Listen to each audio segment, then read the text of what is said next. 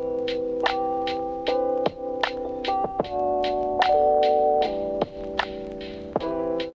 Everybody, मैं हूं doctor Shayantika and welcome to my YouTube channel. तो चलिए अब हम नेक्स्ट होम्योपैथी मेडिसिन पे चलते हैं जिसका नाम है कैप्सिकम एनम। तो इसका जो कॉमन नेम है that is cayenne pepper and family belong करता है सोलेनेसी से। एंड इसका जो स्फीयर ऑफ एक्शन है, मतलब कि ये मेडिसिन कौन कौन से सिस्टम और ऑर्गन्स पे काम करता है, तो वो है year, respiratory system and throat. तो चलिए फिर हम इनके डिजीज सिम्टम पे चलते हैं। तो अगर ईयर पे चलेंगे पहले, तो इनको ईयर के जो बैक साइड रहता है, मतलब कान के पीछे साइड, वहाँ स्वेलिंग रहेगा और पेनफुल रहेगा।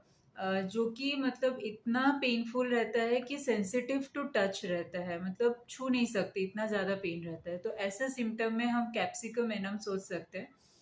देन अगर हम थ्रोट पे चलेंगे, तो थ्रोट में जैसे टॉन्सिलाइटिस के केसेस हो गए, मतलब कि बहुत ज़्यादा स्वेलिंग रहेंगे टॉन्सिल में, एकदम रेडनेस रहेगा, इंटेंसली पेनफुल रहेगा, बर्निंग सेंसेशन होते रहते हैं, कुछ खा पी नहीं पाएंगे।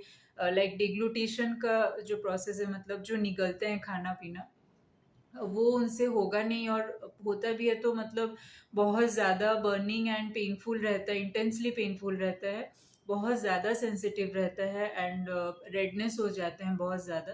एंड तो ये थ्रोट का हो गया। देन हम चलते हैं रेस्पिरेटरी सिस्टम पे। तो वहाँ ऐसा है कि बहुत इंटेंस कफ रहता है। और वो कफ ऐसा है कि ड्यूरिंग कफ ऐसा है कि बहुत ज़्यादा बैड स्मेल भी रहता है।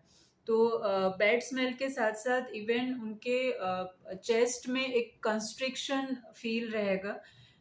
और इवन थ्रोट के टाइम पे भी मैंने बोलना भूल गया था, तो थ्रोट में भी जो टॉन्सिलाइटिस है, वहाँ भी थ्रोट में कॉन्स्ट्रिक्शन का सिम्टम है, एंड यहाँ भी रेस्पिरेटरी में भी चेस्ट में कॉन्स्ट्रिक्शन का सिम्टम रहेगा, एंड बहुत ज़्यादा वीकनेस रहता है।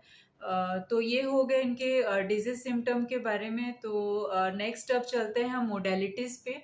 तो उसमें जैसे कि एग्रावेशन और एमिलोरेशन रहता है, मतलब कि किस किस ये जो उनके जो सिम्टम्स होते हैं कब कब बढ़ जाते हैं और कब कब कम जाते हैं, तो एग्रावेशन एंड एम्यूलेशन। तो एग्रावेशन सारे जितने भी कोल्ड वेदर हो गया या फिर कोल्ड ड्रिंक्स, कोल्ड फूड, ये सारे चीज़ों से इनका एग्रावेशन होता है। और थोड़े हॉट वेदर आ गया या फिर वार्म रूम है, या फिर कुछ जैसे वार्म कुछ खा रहे हैं पी रहे हैं, तो इनको थोड़ा रिलीफ लगता है, तो वो हम एम्यूलेशन में बोल सकते हैं। देन हम अगर इनके थोड़े से मेंटल सिम्टम पे चलेंगे, तो ये बहुत लेजी होते हैं, बहुत लाइक थोड़े फैटी काइंड ऑफ पर्सन होते हैं, जो कि बहुत जल्दी से एग्जॉस्टेड हो जाते हैं, बहुत जल्दी से ये इनको टायर्ड फील होता है। और इतना लेजी होते हैं कि इनको मतलब इनको कुछ भी मन नहीं रहता है काम करने के लिए, कोई कुछ भी एक्टिविटीज करने के लिए। तो ऐसा रहता है, और माइंड इनका हमेशा एक डिप्रेशन में रहता है, सैडनेस रहता है हमेशा।